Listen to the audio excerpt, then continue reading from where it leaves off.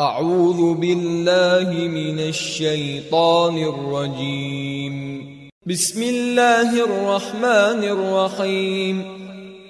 الرحمن علم القرآن خلق الإنسان علمه البيان. الشمس والقمر بحسبان والنجم والشجر يسجدان. والسماء رفعها ووضع الميزان ألا تطغوا في الميزان وأقيموا الوزن بالقسط ولا تخسروا الميزان. والأرض وضعها للأنام فيها فاكهة والنخل ذات الأكمام والحب ذو العصف والريحان.